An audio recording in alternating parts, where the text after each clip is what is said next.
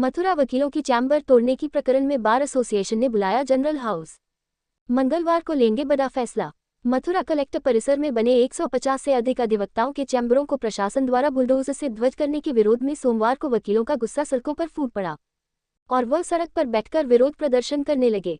अब वह इस प्रकरण में नई रणनीति जनरल हाउस के सभागार में मंगलवार की दोपहर 1 बजे बनाई जाएगी।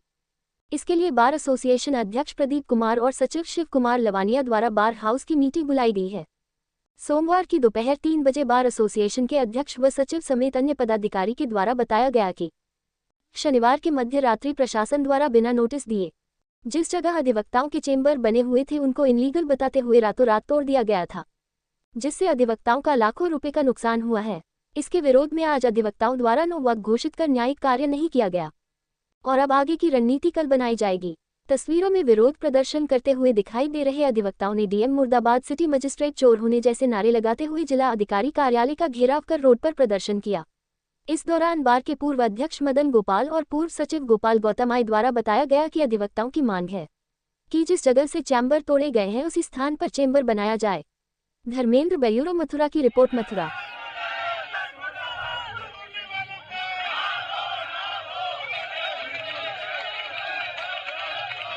साथियों के चैम्बर बिना किसी कारण बताओ नोटिस, बिना किसी सूचना के तोड़ दिए गए, हटा दिए गए वहां से सब। और कहा जा रहा है कि अवैध रूप से थे, लेकिन अवैध रूप से जब वहाँ चैम्बर बने थे तभी प्रशासन को रोका जाना चाहिए था। इस समय हमारे अधिवक्ता भाइयों का उन चैम्बरों में काफी पैसा लगा था और बिना किसी जानकारी के तोड़ा जाना बिल्कुल न्यायोचित नहीं है। और हमने आज हम लोग स्ट्राइक पर हैं और बार में जनरल हाउस बुलाया है 1 बजे में ही आगे के आंदोलन की रणनीति तय की है।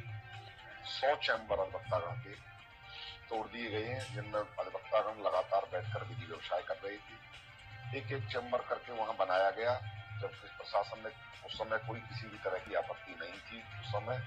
और अब अचानक से रातों रात बिना कोई जानकारी दिए, बिना कोई लीगल नोटिस दिए इस तरह की जो कार्रवाई की गई है, मैं इसकी कड़े शब्दों में निंदा करता हूँ। आज हम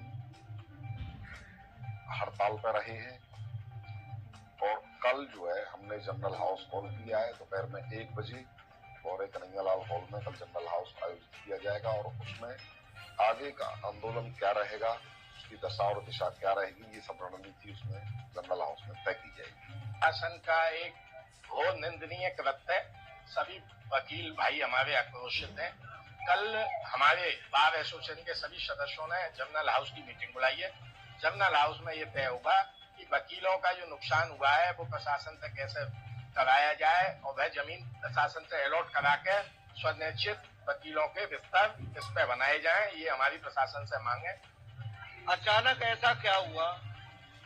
उस समय यही सिटी मजिस्ट्रेट थे राकेश कुमार, आज भी वही सिटी मजिस्ट्रेट है। इन्होंने डीएम साहब को क्यों नहीं बताया कि ये प्रार्थना पत्रों के आदान प्रदान से जगह वकीलों को दी गई थी?